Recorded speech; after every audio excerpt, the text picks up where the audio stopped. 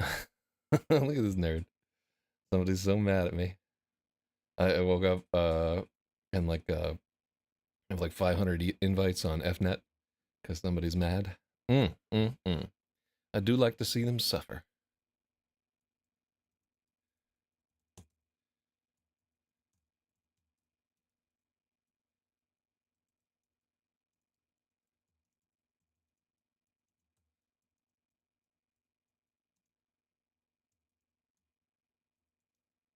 Mm-hmm, mm-hmm, mm-hmm.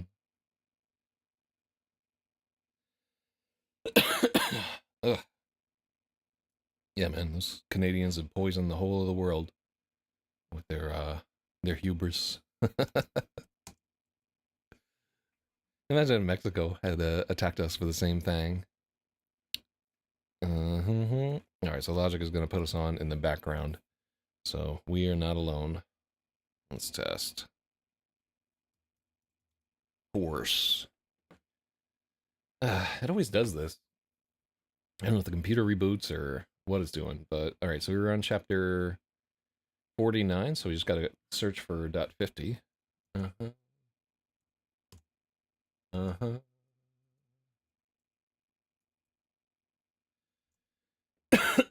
All right, and then we'll zoom in. This is as big as you can zoom in Google, by the way. This is all they want you to do. Well, I was hoping I would feel better when I woke up this morning, but it's not to be. EFS says, "Show us your tits," and then Logic says, "Finally, some pictures." It's the dashboard of a 1959 Ford Falcon, I believe. What's up, EFS Enable? Wait, is he live stream on Twitch his flight sim stuff? Man, has to be like a Titanic audience. Oh, God, I'm dying here. All right, so chapter 50. Oh wow, this is where we get really into the leukemia part of this. I do you jelly. You're on my Twitch channel, EFS Enable. Like, how am I gonna be jealous of this cat? All right, hold up. You know what? Hold up. Arrow got it sewed up. Uh, there we go. Let's throw a little bit more background noise into here. It'll smooth it out now. All right, let us begin. So yesterday we did like 3 different streams, and I am really like confronted with the certainty that this piece is not doing as well as I thought. So other stories have gotten like a much bigger response on Royal Road on, and Substack is doing a whole lot of nothing. It was almost not worth putting this thing on here. So I'm confronted with the likelihood that one we probably need a title change 100% there. I don't think people are responding well to Robin the Prodigy. And then on top of that, I just need to find a way to kind of rebrand this so it's more appealing to people. I'm going to try doing some reels and stuff like that, but this one is not getting a good response. And it makes sense because sort of it's in a bunch of different genres. So Robin is a gay name. We'll tell that to Batman. That's the name of his gay ward, isn't it? Um, what should we retitle this piece? EFS enable. Like maybe like name it after a Metallica song or a feature in a flight simulator or something. All right, let's try on chapter 50. Robin's life became science fiction. They pumped indium 111 into his veins to make his blood radioactive and wheeled him into the nuclear medicine section. He lay on a hard, flat table. He had to lay on a hard, flat table and stay perfectly still for 15 minutes, staring into the eye of the anger camera. Any name would have been better, perhaps James. I should have been committed to Arkham Asylum. No. Yeah, I wonder what my gimmick would be as a Batman villain. Just Just like calling people late at night and pranking them, and like a telephone for my logo or something. To the phone mobile. He had to lay on a hard, flat table and stay perfectly still for 15 minutes, staring into the eye of the anger camera. That does sound metal, by the way. That's the name of the camera, because the guy that created it, his last name was Anger. My special powers would be turning people into lame ducks. Mm-hmm. The machine chittered as gamma rays hit the sodium iodide crystal. Blobs appeared on a cathode ray display, and the technician snapped pictures of the screen with a Polaroid camera. This is really what they used to do back in the day, by the way. Robin asked if he could see one. The technician said he wasn't allowed, and the doctor would explain everything. Back in his room, there was a tag on his bed that said radioactive.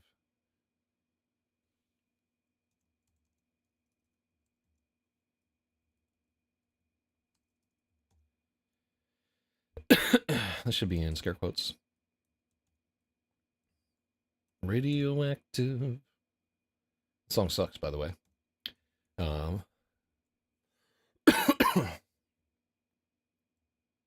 There was a tag on his bed that said radioactive and warned elderly people and pregnant women to steer clear. Uno wasn't allowed to visit until he cooled off. The half-life was 2.8 days. The second shoot was 6 hours after the injection. Robin managed to catch a glimpse of one of the Polaroids. The outline of his skull was full of dark voids and angry flares. He spent hours worrying that his brain was full of holes. Do you need italics or quote on radioactive? Yeah, just scare quotes is fine. When the oncologist finally went over the results with Robin, he laughed and explained it didn't work like that. The hot spots were where the tracer pooled, and the cold spots were where the blasts had traffic jammed the flow of his cerebral spinal fluid. They were probably causing his pulsing headaches.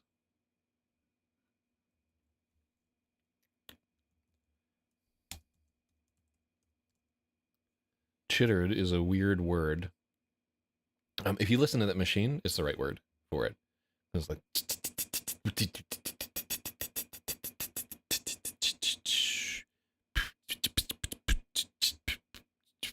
That's exactly what it sounds like.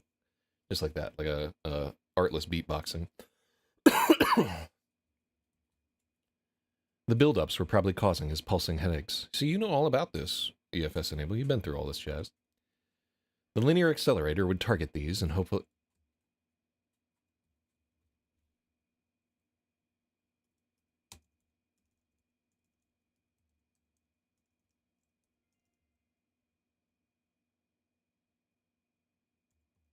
The linear accelerator would target the blockages and hopefully kill them without hurting too many neighboring cells.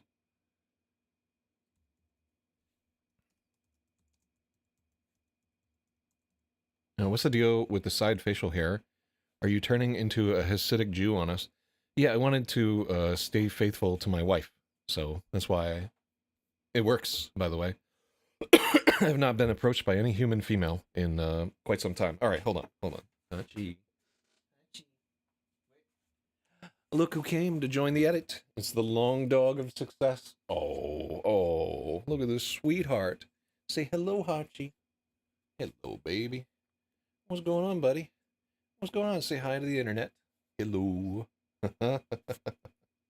Hey, sweetie. Oh. You're so sweet. Hello. Hachi, what do you think? Is chittered a weird word? Sig hail! Sig hail! No. I don't want to go to UK prison for this, too.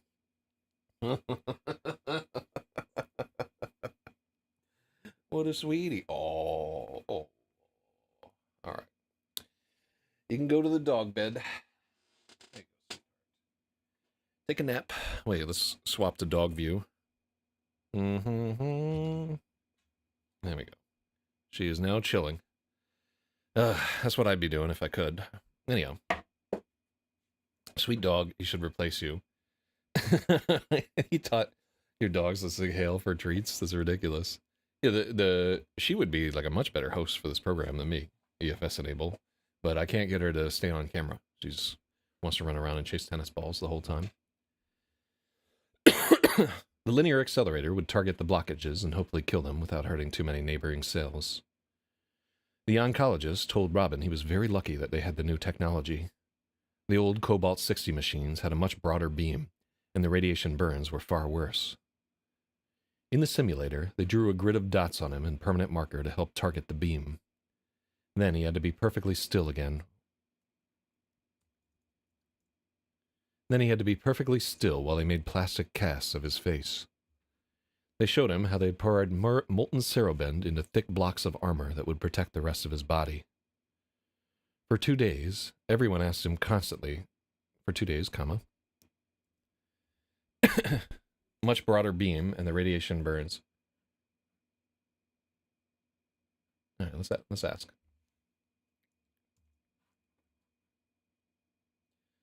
It's tough because I think and the radiation burns were far worse is almost like an independent clause.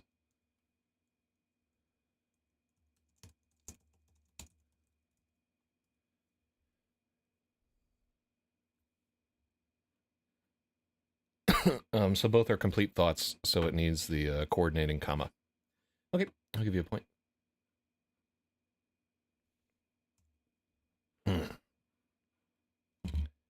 Yeah, you could get on this leaderboard, EFS Enable, and then you would be thanked in person on one of the books. You just have to come up with one edit that's more substantive than calling me gay.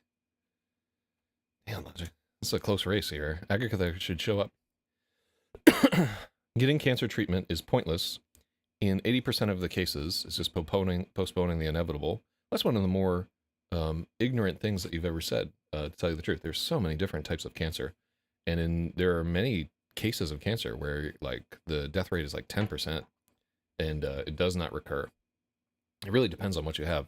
This particular type of cancer kills 95% of the people that get it, or used to, back at at this particular point in 1979, which was before they had discovered bone marrow transplants. After bone marrow transplants, you went from a 95% chance that you would be dead in 5 years to maybe like a 20% chance they would be dead in 5 years. You know, they do longer projections too, but everybody like mainly concentrates on like your 5-year outcome. For 2 days, everyone asked him constantly if he needed to use the bathroom. His urine was radioactive, and they didn't want to have to decontaminate their equipment.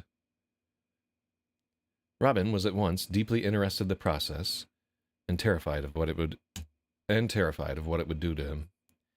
They kept him moving through the stations, but there were too many places to stop and think. He daydreamed a half-dozen harebrained ways to escape the hospital. He imagined shrinking into a speck of dust, some unknowing custodian. Oh no, this isn't good.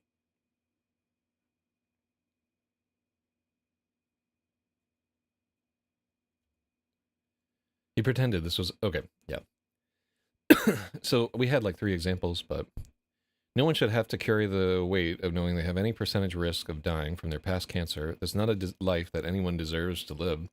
I have many relatives where they have survived cancer and lived for 20 or 30 years since very well. So just putting it out there, like anything, honestly, like if you live to 40, you're fine. Like you made it, right? That is how much life we used to be allotted. You know, we used to all die 35, your teeth would wear out, and you just starve. It wasn't quite like that, but yeah, man, like it used to be much more difficult than this. And I think anybody who makes it past 40, you're good. That's what you were allotted. So, and honestly, that's the time that's fun in life anyway, like before then. And afterward, it's just steady decline, as you can see. But no, I disagree entirely.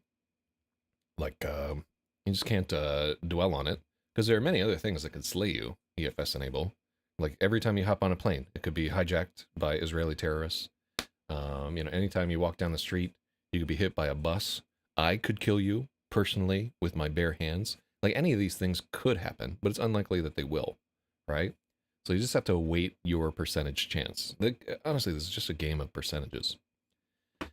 Very similar to the war game that this is metaphorically linked to. He daydreamed a half-dozen harebrained ways to escape the hospital. He pretended this was all happening to someone else, and he was just a passenger in his own skin. I welcome you to fight in Krakow. I'm on it. Let's book an arena. You can fight on the same card as me and Conor McGregor. Since both of us can fight about as well at the moment there. 100% chance of not recovering. Mostly, he was just tired. As soon as he realized he was sick,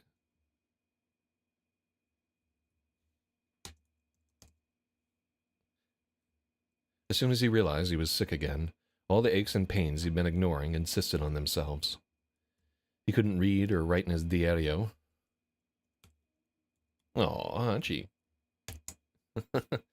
He couldn't read or write in his diary, but he couldn't rest either.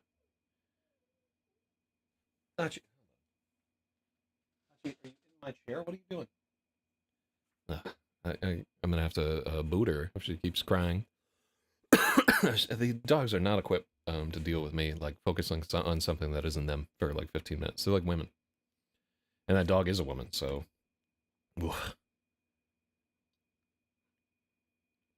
As soon as he realized he was sick again, all the aches and pains he'd been ignoring insisted on themselves.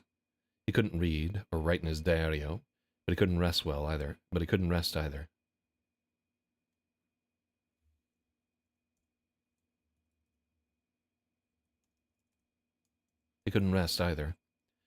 There was always someone waking him up, wanting something. When Una called, he tried very hard to seem like he was doing okay.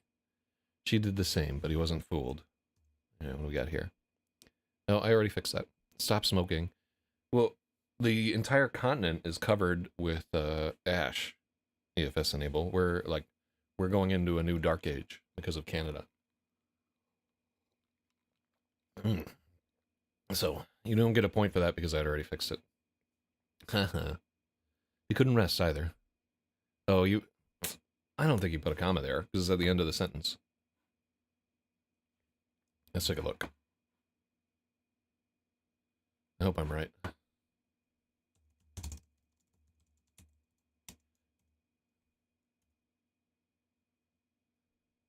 No, the sentence doesn't need a comma. When you use the word either at the end of a negative sentence to mean also or as well, a comma is not grammatically required. There we go. So putting a comma before either is an older stylistic choice that slows the sentence down. Unless you explicitly want the narrator to pause and sigh right before the final word, keep it open and comma free. Why does the machine talk like that? Yeah, this is something that we learned about modern comma usage. That's how we find out that we're antiquated. I wonder how much... I haven't even gotten to that part yet. I haven't seen it. He didn't want to be taken as a fool. Wait, that's not even on this... Are you trolling me on the stream? F's ridiculous. Una wanted Father Jonas to come visit, but Robin begged off, saying he was too sick. He really was, but the priest would come anyway.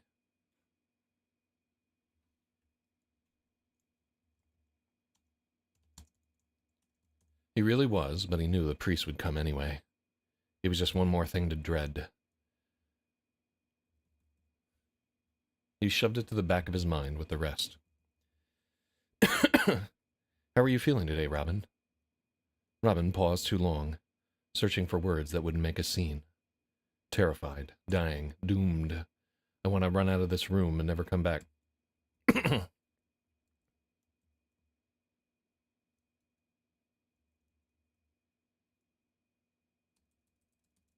Terrified, dying. Una was watching him. I'm okay. Dr. Flores watched him through thick glasses. There were so many doctors, it was hard to keep them straight. Robin had only met him once before. He wished it was Dr. Suarez. I want to disappear without any remembrance. I have a poem about that. Let me see if I can remember this. You ready? I ask only this. Please cease to exist. Surrender your soul into an endless abyss. Vanish, as if you'd never been born, cast straight from conception to a void without form, torn like a sail in a storm, a soul can never reform after it's shattered, annihilating every atom with antimatter. I can't remember the next stanzas, but dope, right? I wrote that poem for you, Fs. Annihilating every atom with antimatter. Mm-hmm. We really this stream really did need somebody who was clinically depressed to be on it. Honestly, because this is a sad part of the particular thing. Dr. Flores watched him through thick glasses. There were so many doctors, it was hard to keep them straight.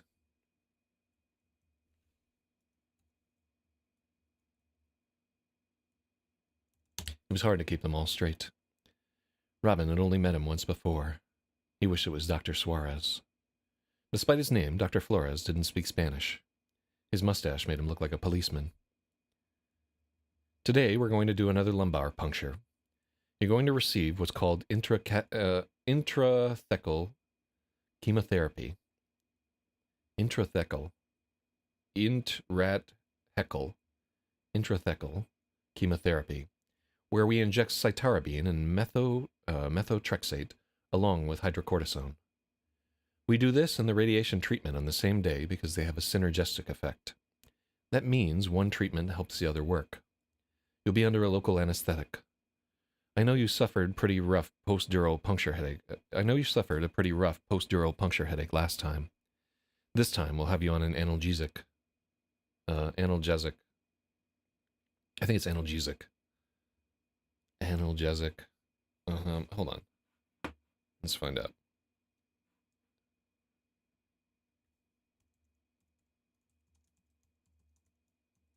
Analgesic. Analgesic. Analgesic. So I was right the first time, and then I just started second guessing myself, like everything else in this life.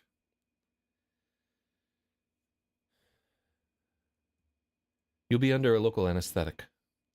I know you suffered a pretty rough post-dural puncture headache last time. This time we'll have you on an analgesic. Which one? Una asked. Morphine. Una stiffened. Could I speak with you for a moment, please? Dr. Flores and Una stepped into the hallway. Robin couldn't hear them, but he was sure they were talking about Lucinda.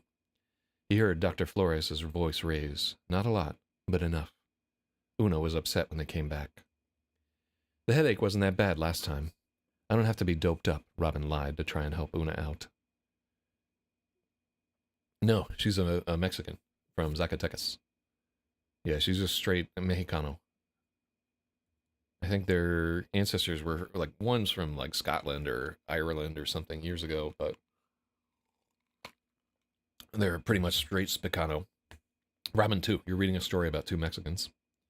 And one who was not Mexican because Dr. Flores doesn't know Spanish. Robin lied to try and help Una out. It would be best if we proceeded with the treatment as planned. You'll be under close observation. We don't administer this lightly, Robin. Will it be that bad? It's a strong treatment, and I don't want to take any chances. You'll recover better if you're not in pain. Okay. They left Una in the waiting area and led him away. Dr. Flores was right about the morphine. Semicolon or... He heard Dr. Flores' voice raise. Not a lot, but enough. No, I'm perfectly happy with that because our not a lot is an aside and it's perfectly cushioned between those two things. By the way, I'm not clinically depressed, so stop defaming. EFS, I'm diagnosing you right now. You are clinically depressed. You can rest that on my PhD in IRC, right? And you can take this twitch.tv VOD and bring it to any pharmacy and get prescribed all kinds of dope. So just bring my words, EFS Enable is clinically depressed, and you can take that to the bank and cash in for, hopefully they give you like all kinds of cool Valium and Percocets and, you know, the good stuff, not all that fent. Ugh. I don't know what they got you on now. Aren't you on like a Abilify or something like that? Not on any kind of dope. Wow, did you really quit all the pills? Is that why you're so cranky? So for those of us just joining us, EFS Enable has been miserable and cranky to everybody for 1 year. And I'm on Vyvanse only. I love the junkies. are always on like, I'm not on pills or whatever, except for all the Adderall and Xanax I'm taking that's causing me to burn down my dog's house, or whatever. There's always something. Uh, but I'm like eating food like it's a drug, so I can't complain. So Dr. Flores was right about the morphine. Cool. So this is a chilling chapter. The nice thing about this one is it's short, right? Like we don't want these medical scenes to be too long. This is maybe like 4 pages right here. I'm going to guess that this is 800 words. Maybe 900. But yeah, let's go back. Let's go to the old folks' home. We can see Grandma and all get stoned.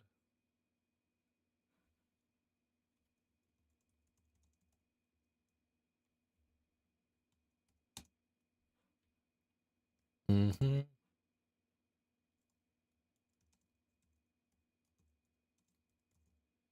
My sci-fi life. Cool.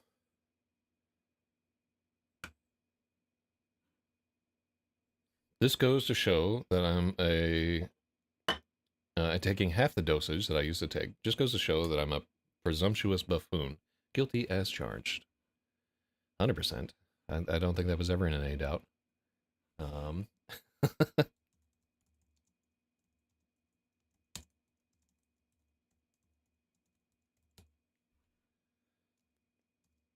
did you watch My So-Called Life when you were like a teenager? Logic, was that out?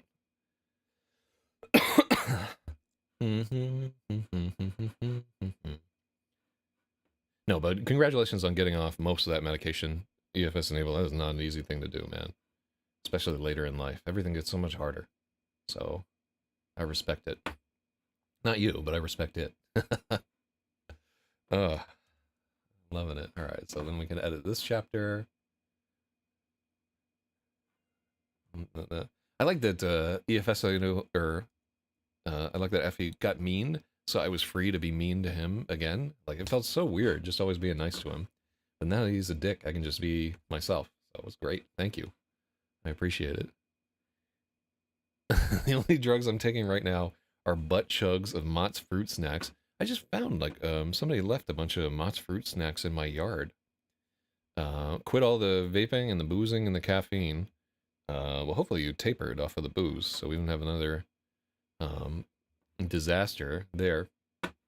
But yeah, that's good stuff, man. You got bigger fish to fry at the moment there. The caffeine, I did not quit that. Like going through your same deal. So I don't know how you're gonna do that. I think I would murder myself if I had to go off of caffeine. But the headache might do it for me because it's real bad. It used to be that I would occasionally take like a month off of caffeine so that it would hit harder. But I've just been, aren't you on doxycycline? No, I am now syphilis free. Thank you very much. Yeah, the only drug I take regularly is cyanide, but it's not working. So, chapter 51, The Rail. This is how it was, Brendan the emissary announced. 1,000 heads bowed as the rail began. The high priest's voice filled the hall of heroes, stern and sure. A golden aura glowed around his red hammerhead galero. So a galero is like a priest hat. His silver vestments gleamed in the torchlight like molten tin. Novices scurried between the great formations with censers of pungent incest. Incest. Add cool beans anywhere since you're writing about bean. I'll try to work that in somewhere.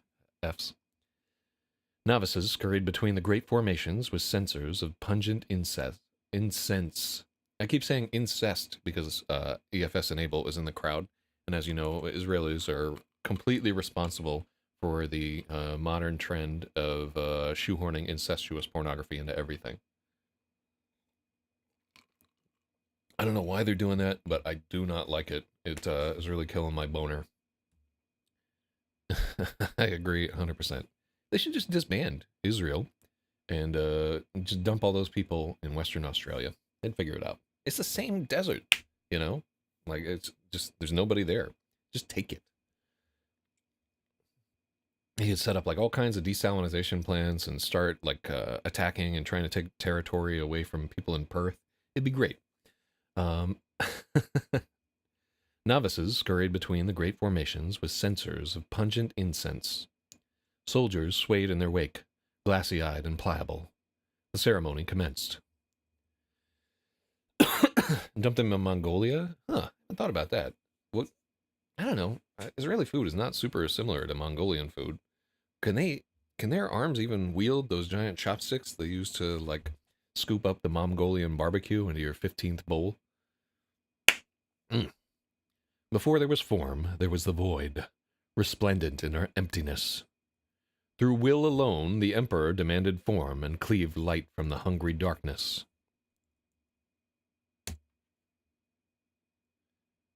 No, there's no comma there. The void hated the light and tried to swallow it. The pair warred for aeons untold. No matter how she tried, the void could never snuff the Emperor's radiance. In his moment of triumph, when light nearly overcame all, the Emperor gave mercy to the adversary. For what is a hammer without a nail? Nothing, the soldiers chanted, their voices husky with smoke. I know all about that. What is the dark without a light? Nothing. What are we without the Emperor? Nothing. So the Emperor is kind of like Kim Jong-il in this kind of story. Another thing that we ripped off from Nerdhammer. And nothing comes from nothing but the Emperor. Defeated, the void cried out endlessly until the Emperor grew weary of her wailing. With a backhand that sundered noise and silence, he knocked off her mouth. Nothing has been quiet ever since. The mouth chattered on, and the Emperor beat black lips of senseless velvet into a core of molten anger. Her fury burned still, from fumaroles that spewed darkness and burning rock. I like that the creation myth for these people is just a pimp slap. It sounds like the empire of the cesspool known as LRH. I've always thought that we're like the sort of like dive bar bathroom glory hole wall of the internet. So, let me see. The core kept up its racket, so the Emperor...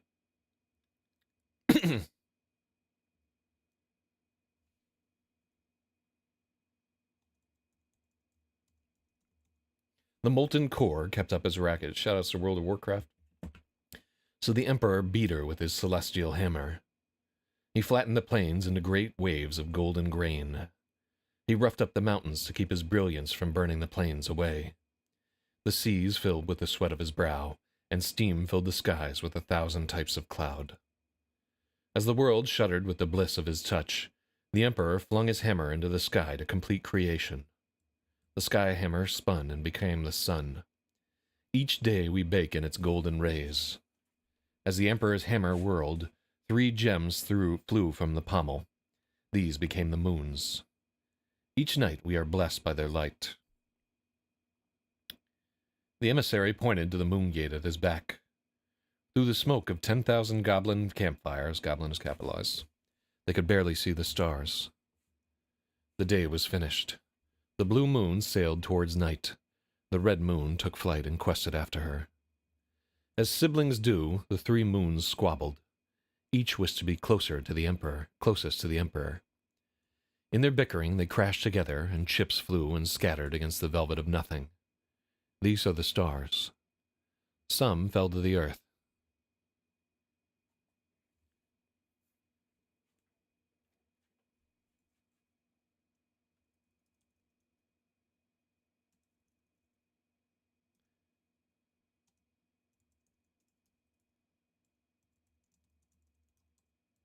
Some fell into the fields and fought on. I try to avoid using the word earth, which is difficult because we use earth for everything. These became the 3 sorts of elves, still enemies after all this time. The racket of their battles disturbed the void, and she sank deeper into the...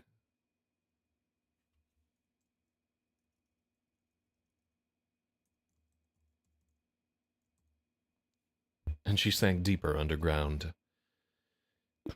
As she fled, the void upset the dust left over from forging. The usage of the words fields is irrelevant. I wonder what percentage of people will care about that I haven't used the word earth there. Me, for one, so it's not nothing, right? But probably 0.05 maybe will care of readers. And since we will not even have 100 readers for this guy so far, it's for me alone. EFS enable. When you're making something that's artistic, you can make choices just for you. You don't have to worry about other people. So I care.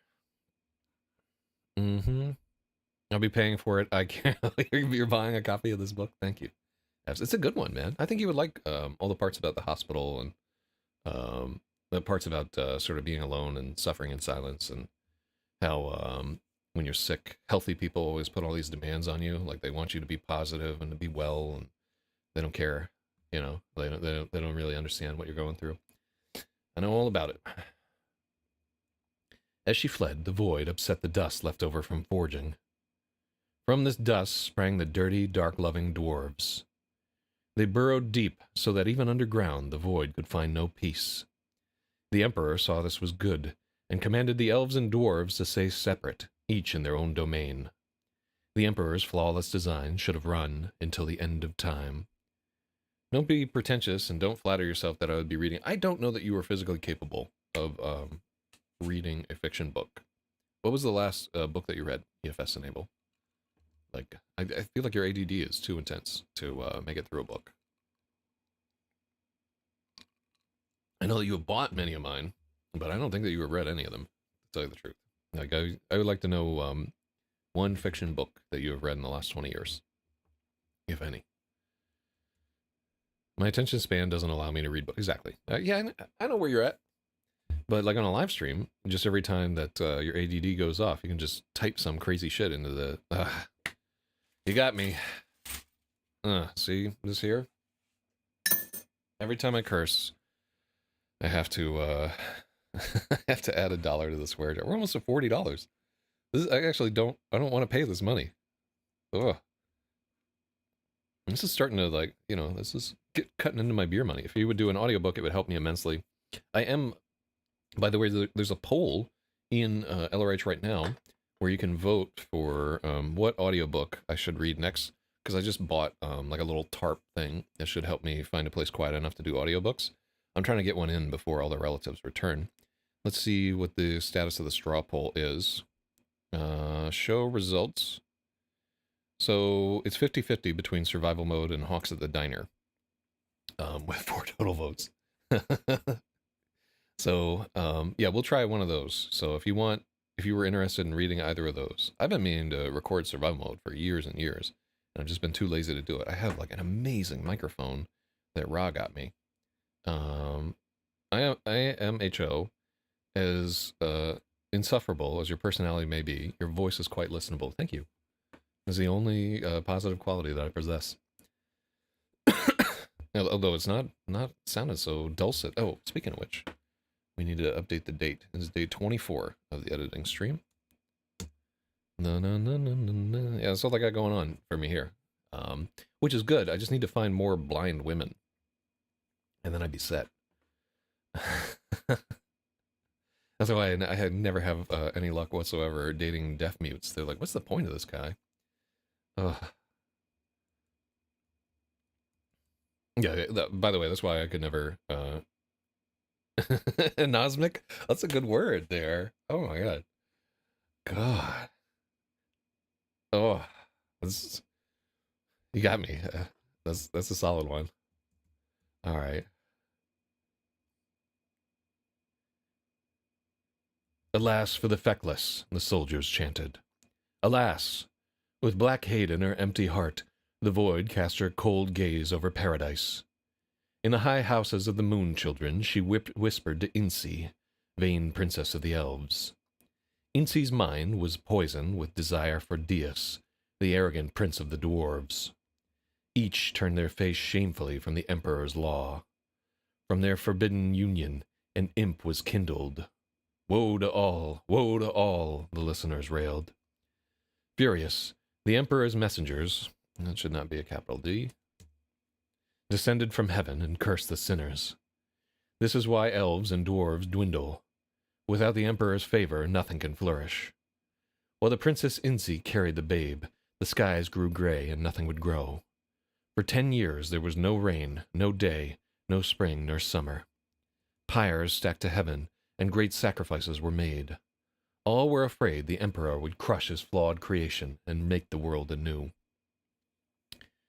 I've decided what I'm going to do. I'm going to empty your pockets of dollar coins. Not even just pockets. I'm ready. This is all gypsy gold that I have, See, if you empty my pockets, I just empty somebody else's pockets. So you're just contributing to somebody being pickpocketed by doing that, Fs. For 10 years, there was no... Oh, right, we did this. Mercy, mercy. The Emperor of all is mercy incarnate. He looked upon the unborn babe, the innocent fruit of a terrible crime, although that means that in this world, elves have like 10-year-long pregnancies. Woof. The Emperor saw how he might correct the servants who had failed him. He took away the worst of each parent and left the babe with the best parts. He made men mortal so that they would never dream themselves greater than their creator. He hated the way the elves squandered their centuries in idle, so he snipped the lives of men short so they would not bore him. He hated the way the dwarves kept their noses in the earth.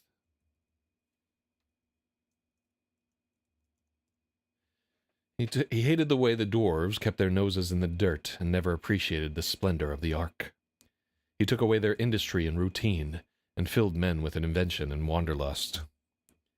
The Emperor swept the failed races aside and gave the world to men.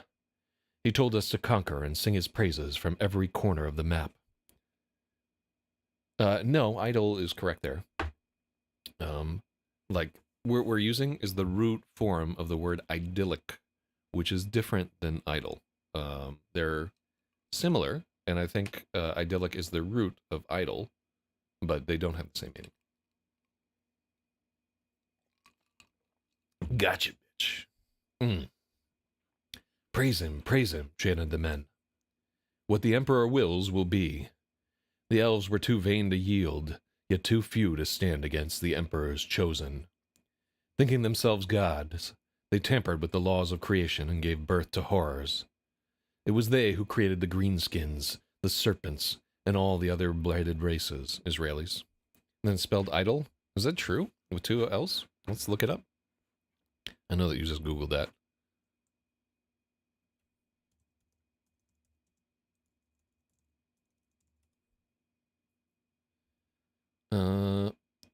Dang, he's right. All right, that means that you get into the book, Fs. I wonder why this didn't show up as, There we go.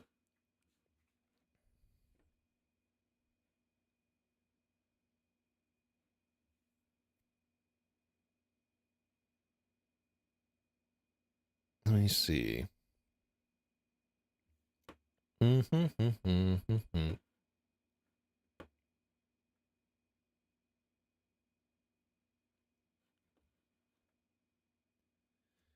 All right, cool. Yep. Yeah, there's no escaping it, by the way. Let's see. One.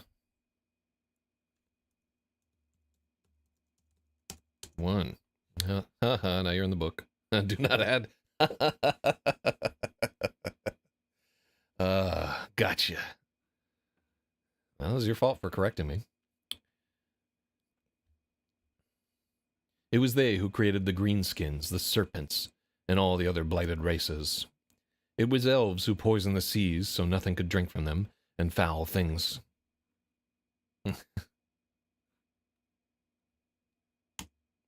They knocked the world off course so that half froze while the rest scorched. Was scorched. I will never join this stream.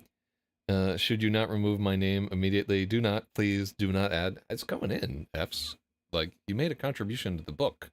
Now you'll be recorded in the annals of time. The thing is, like, we're responsible for the changes that we make in the world. Like, you cannot escape the consequences of your actions, which is being added into a book.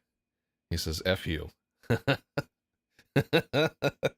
Just think about how many times he typed the word fuck, and by the way, gladly paying that, and got killed by the auto moderator. F's. When will you learn? All right, let me see here. That was worth my $1.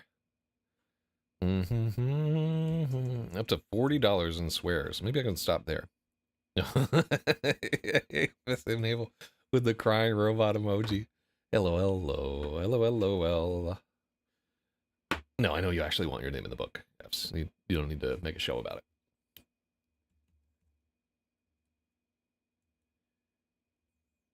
The treason twisted them into devils, hateful in the sight of their creator. Never forget, every evil stems from their pride. With every act they serve the hungering one. Never forget. Even these great treasons could never have succeeded, if not for the traitors among us. In times where nearly all men were good and true to the Emperor, a few weak and evil...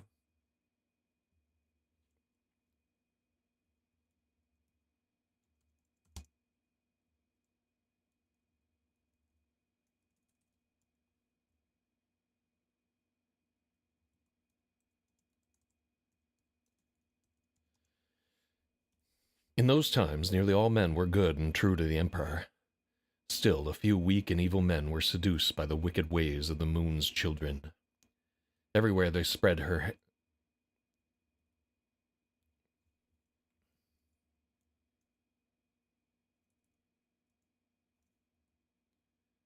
Use lured. No, I want seduce. Yeah. Everywhere they spread heresy and dissent. Holy men of the Emperor came to the dwarves and warned them.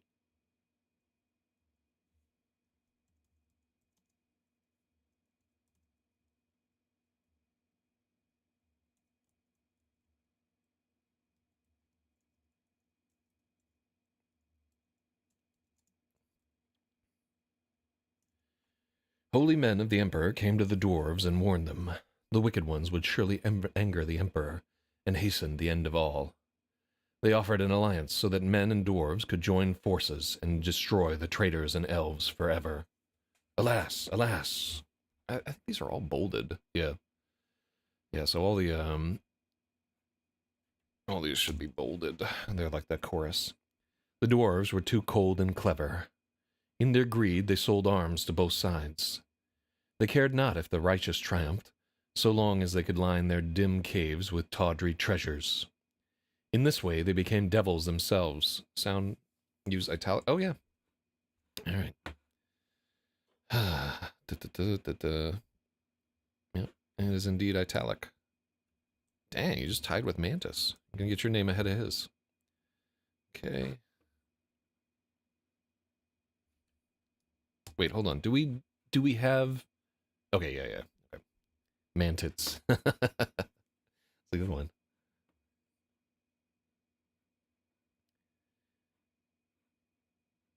In this way, they became devils themselves, and their strong kingdoms split into bitter factions. See what it brought them. Carol Dunn is gone. Shining Peak is finished. They dwindle, as mistaken races must.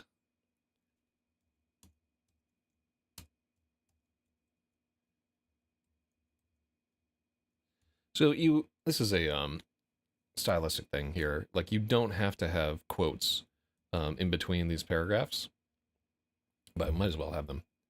Wait, hold on. Do we do it elsewhere that way?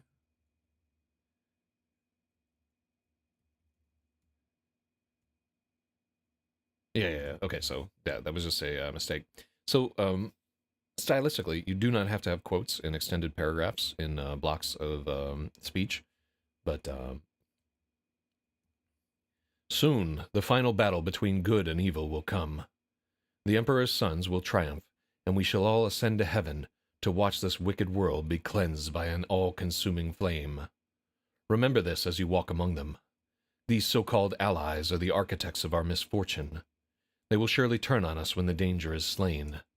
Steel your heart, guard your soul. Live each day in righteousness, and follow the imperial script. That's their Bible. The night is long, but the day will surely come.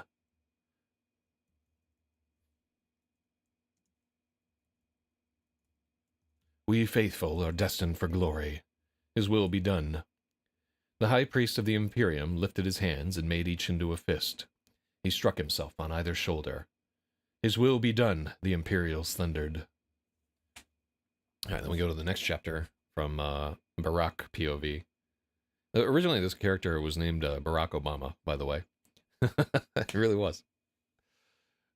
Not Obama, but he was named Barack. Do they actually believe that nonsense? Cinnabonathi asked. The purists leaned against the entrance to the Hall of Heroes beside Burback Breakbow. They had fought and bled alongside the Imperial Halberdiers many times since the miracle at Macamil. Each day, the humans found some new way to be outrageous and strange. They're required to, Burback shrugged. Though he was younger than Cinnabonathi,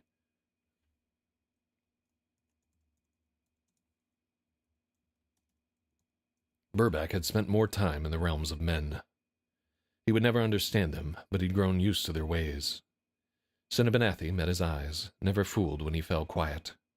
She always knew when he had more to say. Only the stupidest ones actually believe. An angel walks among them, but they'd rather listen to fairy tales from some fool in a stupid hat. I'm no angel, Cinnabonathi whispered. Her look made Burback shiver. The berserker and the purist waited for the long-winded sermon to conclude. The Imperials packed the Hall of Heroes and blocked the way to the Moon Gate. There was a mission at hand and little time to listen to a prattling priest. Burback wanted to simply plow through the human dupes. The pair were clad in the armor of legend and bore their storied arms. No man could stand in their way. Cinnabonathi had urged patience. Someone would surely get hurt, and she wanted to hear the queer ceremony. She was curious at first, then incredulous, then saddened. As the congregation broke, each man made a hammer fist and thudded the shoulder to his left, then his right, so that the Hall of Heroes shook around them.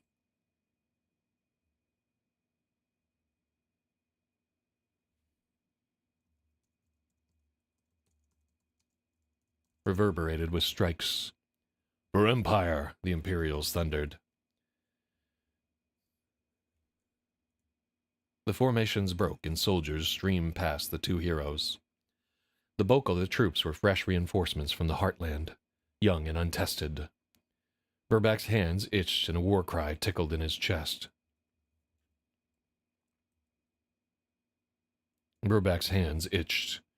The urge to barrel through the humans and crack heads was hard to resist. For some, the animus was mutual. Thundered loudly. No, we don't need...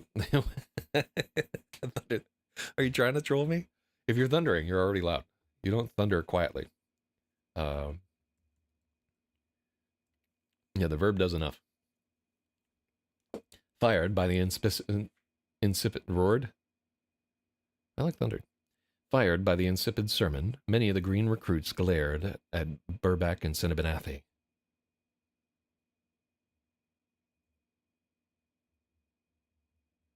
Full of smoldering anger, you can do what you want to, whenever you want to, though it doesn't mean a thing.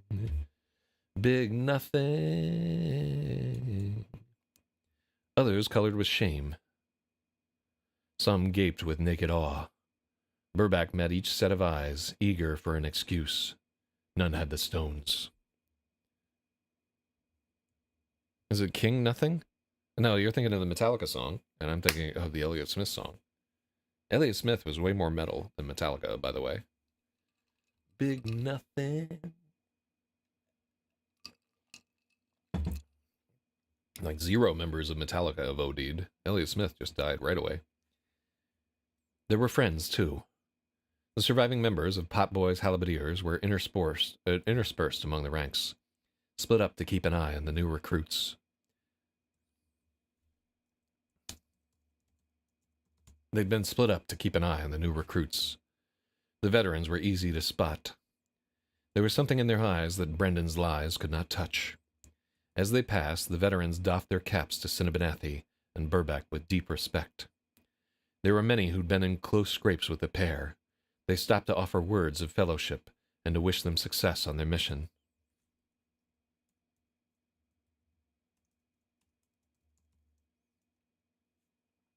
Keep vigilant eyes on the new recruit. No, we don't need vigilant there. Yeah, like it's overwriting, and like I'm already like very guilty of overwriting. So we're not trying to add more detail. In general, we're trying to remove superfluous words more than add stuff at this stage here. Because like this is 500. It's probably like 350 words or so, and 350 pages into the book. So as you go on, people have less and less patience for long-winded description. Like this chapter is maybe too much there. Like we maybe should have established like the all this stuff earlier, but it was fun to write. These stop to encourage. They stop to offer words of fellowship and to wish them success on their mission. Cinnabonathi received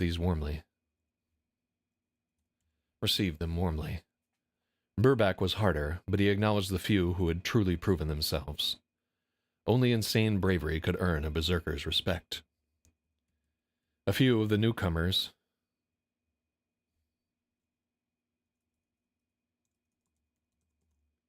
smoldered at these liberties and muttered of heresy.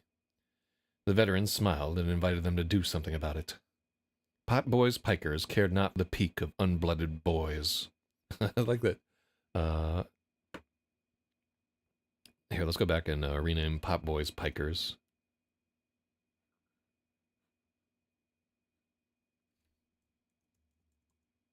Yeah, I like it. To burn slowly with smoke and usually without flame. Smoldering is just like you can just be angry. So there are, like, you can use this verb for a few different things in English. Most often we would link it in with sexual desire, but anger, like slow mounting anger that doesn't erupt into flame, is also appropriate there. Potboys pikers cared not for the peak of unblooded boys. The berserkers in the Hawkmoon had saved their necks too many times to count. The readers are not all Americans. Right, but I can only write in American English or British English, because those are the only places that I can't like write this in Israeli English, because my nose is too short, and my hat is too big. Little hats. I'm not as an Israeli.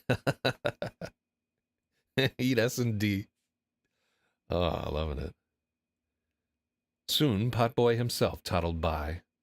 He had a new scar right between his eyes from the Battle of Lastgate. Men swore they'd seen a crossbow bolt skip off his thick skull, and that he'd barely blinked. Burback wasn't sure if he believed it, but he was happy Potboy had survived. His golden, guileless smile was as wide as the Verdian River. The huge halberdier embraced them both and said he hoped they'd fight together soon. Not a word of the vile sermon had found purchase in his simple mind. The emissary emerged, aglow. Let's give his name. Brendan the emissary emerged. This is named after my friend Filthy McNasty, whose real name is Brendan, and who I remember the feedback that he gave for my first novel, Xanon Inc., was like, I really did not need to read about her licking his piss slit in this sex scene. No, he's not Jewish. He's a nurse now, I think. He's a real G. Yeah, he was a roller derby skater that I was amigos with, and he played in my board game club and just led like a storied life of getting into trouble with women and so forth. And but it was all in all a good dude, and he's adopted a bunch of dogs, and I think he works as a nurse now. So I've seen that trajectory for a lot of guys who were kind of shitbags in their early life, and I'm not saying that he was a shitbag. $2. But a lot of guys who are embarrassed about the way that they were when they were younger will go into nursing as kind of like an exaggerated way to try and get back or give back. And nursing is so demanding. It really is like one of the hardest jobs that you can possibly do. Um, so, I think I remember him dating a nurse at some point and it not working out and him feeling bad about it. I wonder if that was like a way to prove to himself or prove to her, like from a long way off. Maybe she was the one and he was trying to prove that he was worthy. I don't know. I don't know this guy well enough to analyze or whatever. But my mind is always trying to suggest an explanation. But anyhow, Brendan the emissary emerged, aglow with holy light. A string of novices carried the long train of his vestments. He looked down at his troops with a superior smile, outlined in the golden glow of the Emperor's favor. I got back at the S-bag I used to be by laying around in my sweatpants and eating Doritos and farting all day. Same. As the procession drew near Burback, the emissary's aura flickered and died. The novices gasped. Brendan's face grew bright red, as if he'd been defrocked. Quite a few of Pop Boy's veterans leaned against the walls, hoping for a chance to talk with the heroes.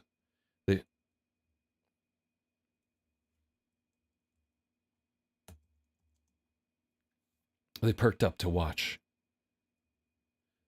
Quite a few of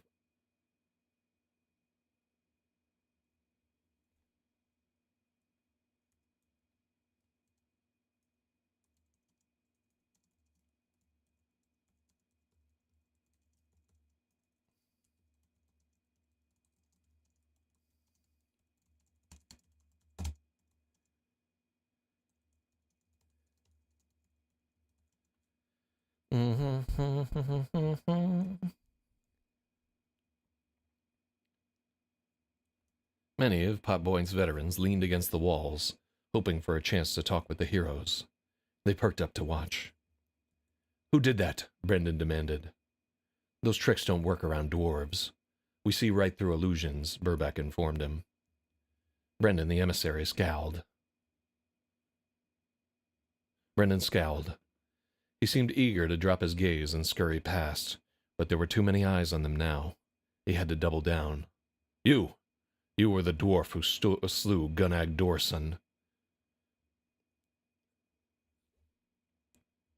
I'm the one, Burback happily agreed. Brendan accused. I'm the one, Burback happily agreed. He looked up into Brendan's nostrils, wondering if he could knock the hammer hat off with an uppercut. You have murdered an officer of the High Imperial Army. When this battle is done and the Emperor triumphs, there will be a reckoning. Brendan spoke in the same overblown way he'd given the sermon. He seemed surprised when those words found no purchase on the observers. His bodyguards... No, we did no purchase.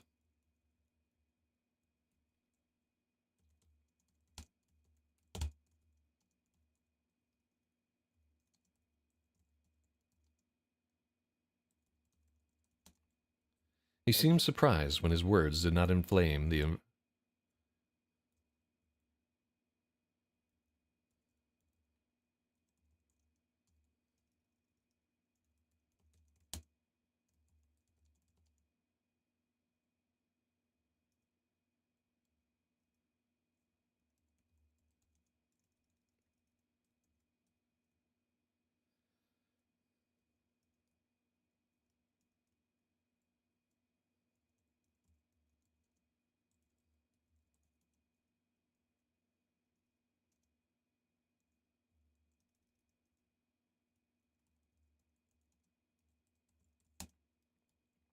He seemed surprised when his words failed to inflame the Imperial soldiers.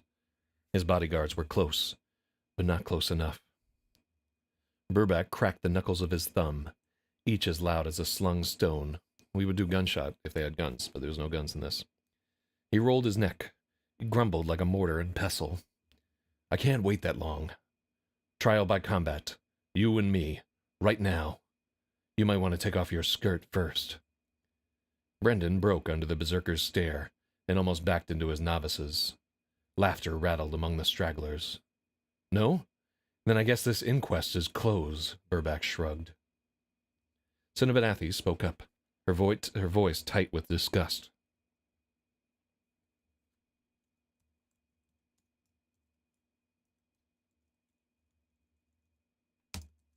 Her voice was tight with disgust. Your allegation is false. Gunag Dorson was not murdered. He went mad with grief at the sight of the defiled chapel.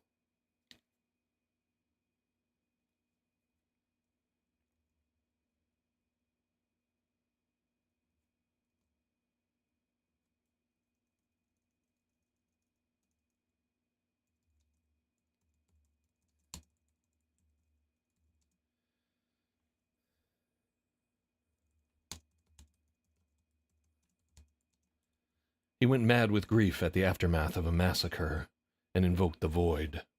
The tainted must be slain at once, before the blight can spread. Dorson's death was a mercy and a service. I'll swear to it before any court. What good are the words of a... What? Brendan's words were cut short as a hobnailed boot took out his knee. Suddenly he was on the ground, breathless with an armored dwarf on his chest. He bleated for help. Go ahead, say it, Burback gloated. Beneath him, Brendan grew blue in the face and thrashed in pain. As Burback's ire climbed, the diamond spines of the shard-draped plate rose in response.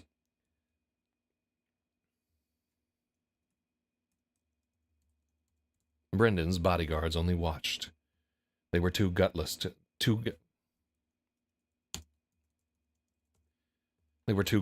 intervene. So we're just taking out some of these like comma splices that are like not good. I yield, the emissary croaked. Burback drew back a fist that would turn the emissary's face into paste.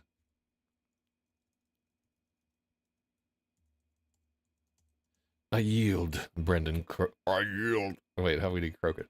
I yield, Brendan croaked. Burback drew back a fist that would turn the emissary's face into paste. With a great sigh, he restrained himself. Get out of my sight. The reconciler will hear of this, Brendan hissed. I suspect everyone will, Cinnabonathi smirked. The stain spreading across the front of the emissary's robe wasn't blood. Brendan fled in disgrace as his wide-eyed novices gawked. You follow a fraud. Find a better master, Burback advised the boys. A few of the veterans found his eyes, and understanding flashed between them. When battle came, the emissary had best watch his back. The path was clear at last.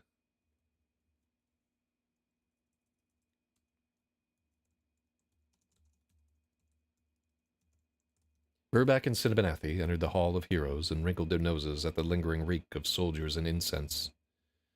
Should have ended it there. A weak leader is worse than any enemy, Burback grumbled. He's Bobbert's problem. Let's fly, Cinnabonathi smiled. Burback clapped his hands in delight.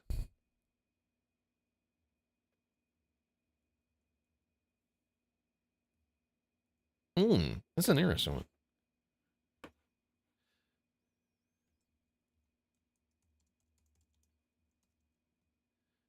So, I don't know that.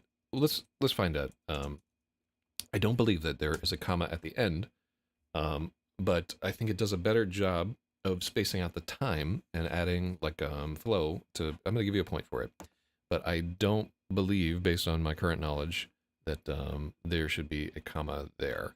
Let's find out. 28. Yep, there you go. You got to a multiple of 7. That's lucky. Out of the prime. Well, 27 is not prime.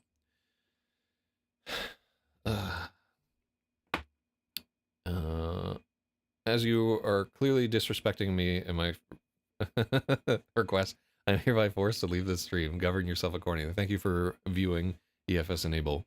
I will send you a copy of the book when it is done, which you will not read. I'll try to do a. I'll try to get in the flow of reading ebooks, because all the editing helps me. Take care of yourself. Have a good day, Fs. Do something useful. Let's see. What was I trying to do? Okay, so let's find out if we actually need a comma there. I don't believe that we do, between you and me.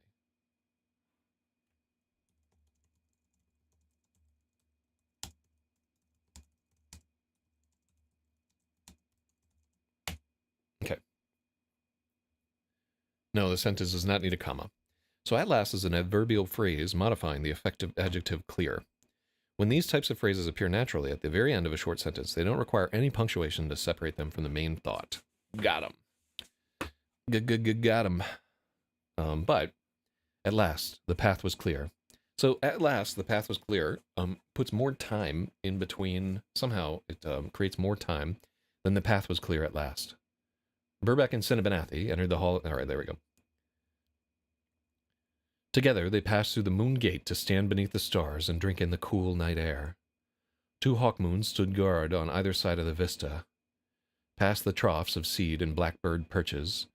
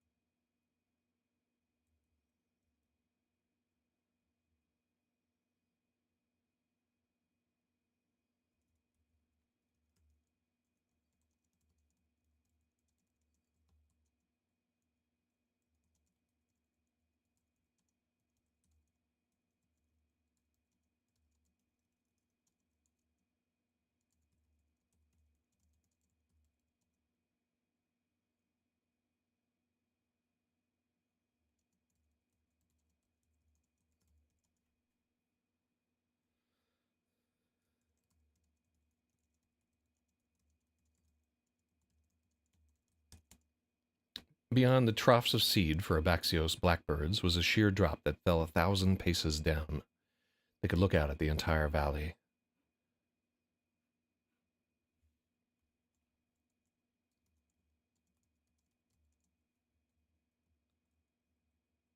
The goblin campfires seemed to outnumber the stars. There was no end to the enemy.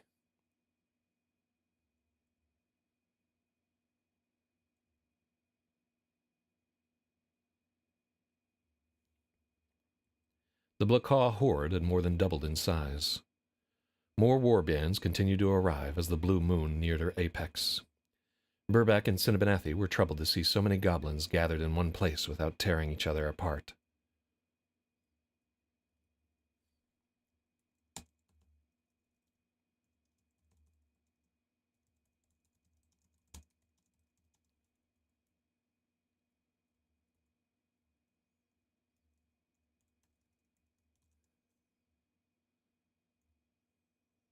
It seemed impossible that so many goblins could gather in one place without tearing each other apart. Any other warlord would have been forced to attack. Blackababa, a warlord is capital.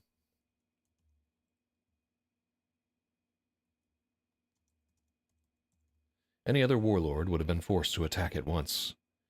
Blackababa was a different matter. The Maja understood that time was on his side. Tonight the red moon would catch his blue beloved at last. The pair would dance in a long eclipse, freed at last from their silver chaperone.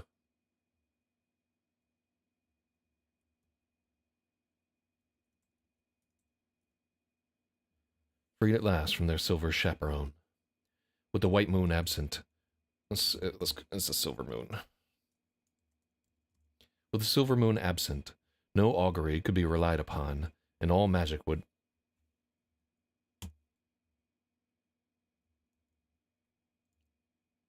and all magic would act unpredictably. Bobbert believed that Blakaba would not attack until dawn. When he did, he would send his chiefest rivals to the front lines. He would send his rivals to the front lines and attack with all his multitudes at once.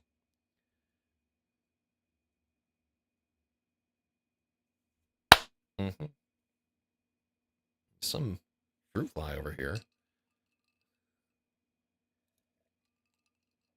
It didn't come from me. I'm no fruit.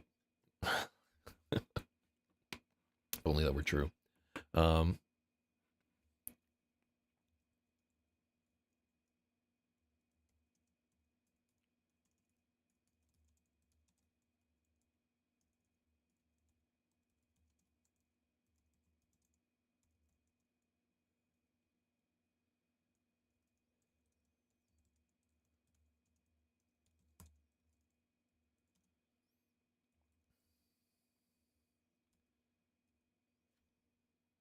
the two Hawkmoon sentinels had kept watch since dusk. Each had their bow and blade with a barrel of arrows close by. The eldest told Cinnabonathi that 2 waves of bat riders had tried to swarm the platform so far. Burback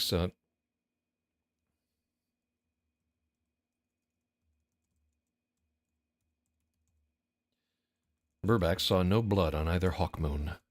He was sure no bat had made it within 100 paces of the moon gate. The 3 elves held up their palms and made a triangle. Eteta niana, suma silva, perpeta eta. Their words pinged like purest silver. The hair on the back of Burback's neck rose. Something in him had changed. His battle brothers could never know this thrill. They loved the lust for blood, the thunder of war, the epiphany of victory. He'd thought he was the same. Before, he wanted nothing more than to die gloriously and honor his family name. The berserkers were all dwarves without a kingdom, outcasts without a future. They marched towards revenge and fought only to feel alive. Now he heard the sweet words and saw the 3 serene faces. Outlined by the blue moonlight.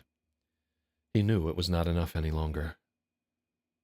What good was war without a greater aim? What good was he if he could not defend the beauty he'd found? They honored him as elf friend, but it had become something more. Burback was unsure if he'd been seduced, or if he'd simply grown old. He only knew he would spend 10 of himself to protect this moment of perfect accord. For Cinnabonathi the purest, he'd die 1,000 times over, and war with the void herself. The triad broke. Burback was stung with envy for what he could never be. Next lifetime, perhaps. It would not be long. Shall we? Cinnabonathi held out her hands. Her blue eyes cut right through him. He nodded and stepped to the ledge. It was 1,000 paces down to the battlements, but Burback felt no fear. He felt the straps tighten against his harness, and he leapt. A moment later, ebon wings flew wide, and Cinnabonathi lifted them towards the stars.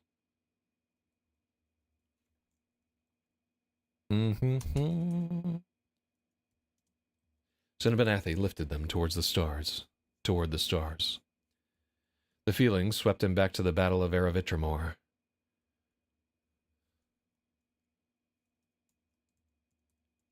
Burback could recall only flashes, crawling over razors, the awful fall, the terrible crash, and the days after, parleying with death. Now he wore the diamond drake's hide. Now he soared.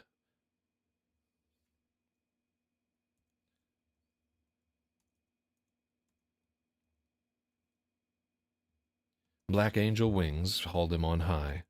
Black Angel is capital.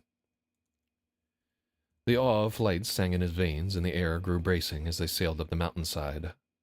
On a high mesa, waterfalls roared from the edge of a great, ring-shaped lake. This was the Sky Iris. The water was midnight blue and deeper than any chain could fathom. Snowmelt from the towering peaks of the Tizpir Range collected and crashed over the plateau in 6 cascades.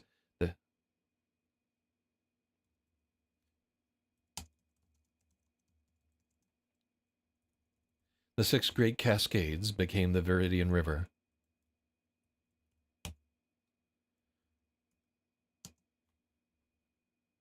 The water tinged green in the ore-laden hills of Sparfadil, and darkened as the mighty river snaked across 3 kingdoms. The Viridian flowed all the way to the great solemn sea, where the man-made mountain of Anvilin Fortress rose above the black moors of the delta. At the center of the Sky Iris was a sacred isle called the Moat. A white-petaled shrine was carved into the bare rock, surrounded by a ring of immortal silver-winged spruce.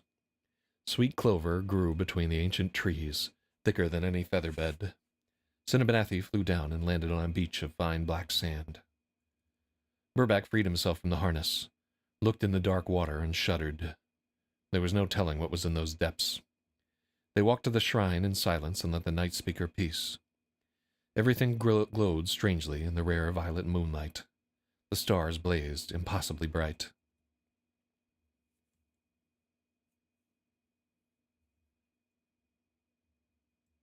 It's a while until dawn. Let me help you from your armor, Cinnabanathi offered. We'll be cold, Burback warned. Her eyes said, No, we won't. They laid their weapons down. The lovers met above, a rare celestial pairing Burback had witnessed only twice in his long life. He wondered how many moon unions Cinnabanathi had seen. Surely this was the last, but that did not matter. In this moment they were truly alone. In the lovelight he beheld Cinnabanathi the purest, and his heart broke. No dwarf deserved to witness such beauty.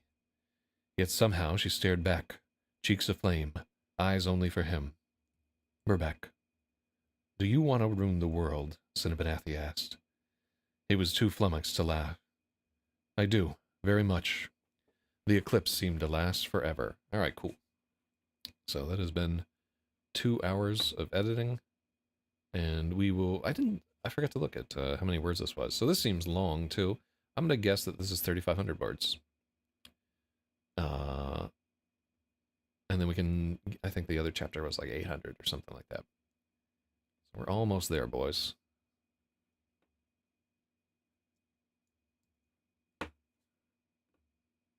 Mm-hmm. The three Mongs. Wait. Wait, Moongs?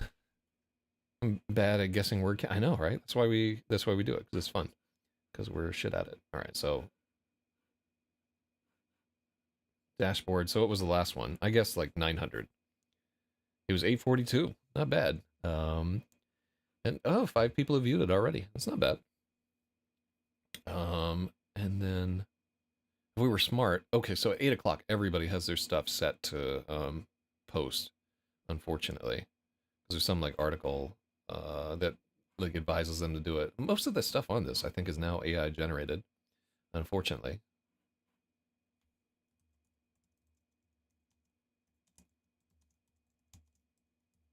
The Moon Union. Okay.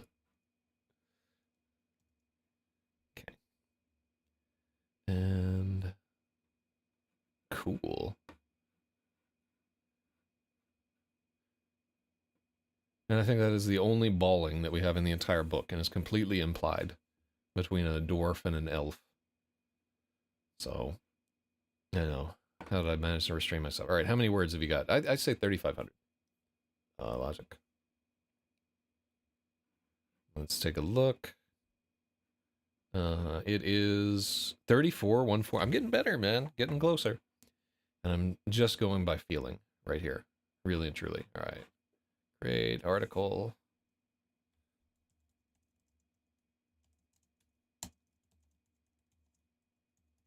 Mm-hmm. And that is the climax of the 500111. A little behind there. Yeah, so that is the end of the character development for Burback Breakbow. We do not have to do any more development. Well, let me make sure that all my things are bolded here.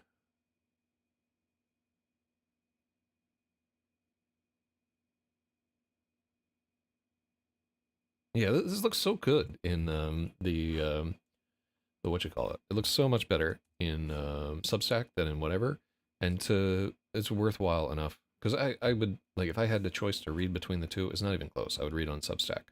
It just looks better. It's better font. Yeah, they really. Here, let's go to the Moon Union. Okay, and then we can go back and edit chapter 50.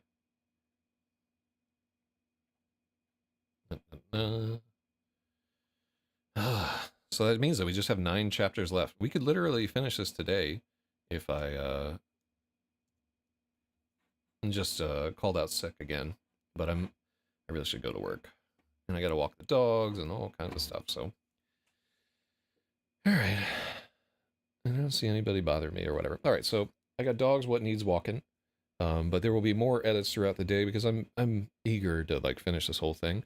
I realize that I have not been doing my radio show largely just because of the effort that I'm putting into this thing right here. Like it really is consuming all of my creative effort for like the last 2 months or so, just working on this edit. So thank you, Logic, for joining us. I'm glad that no more dogs for us to walk. Well, you guys need to get another dog soon. You know, like don't grieve for dogs, for my advice, right? One, get a dog before the next momentous life cycle thing that's happening there, because you will not get one afterward. Like if you want to have another dog in your lives, and you should, right? Because they're the best thing in life. You need to do it before, not after. You will not get a dog afterward. And if a dog like shows up that is like abandoned or whatever, it'll be messed up. I would also get like a smaller and well, you have the 3 cats, but it's not the same, man. You know what I mean? I would definitely look into like a smaller.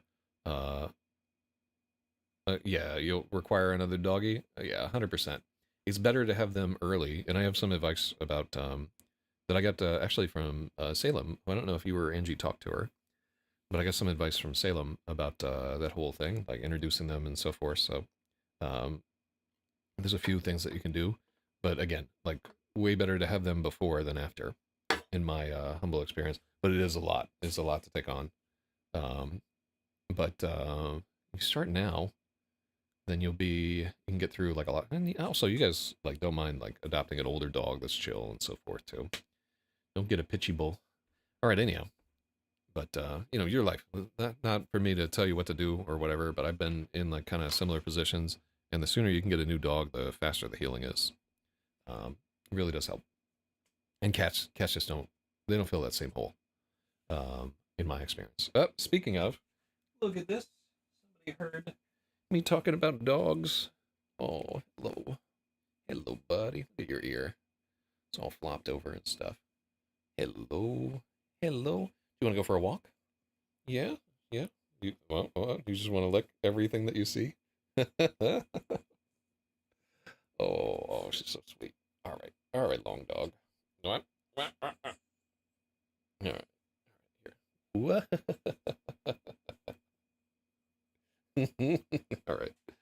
All right. No man can fill all the holes, by the way. That's why there are 3. All right, let's get out of here. There will be more editing later today. You may want to try and cement your lead while you can, so you can get that hat. Although I'm like rooting for Agatha to do like a big comeback. I got dog fur. Dog fur is in every single part of my life. But you know, you already have cat hair and everything. So, all right, good luck, and I'll be back later. Penis pump.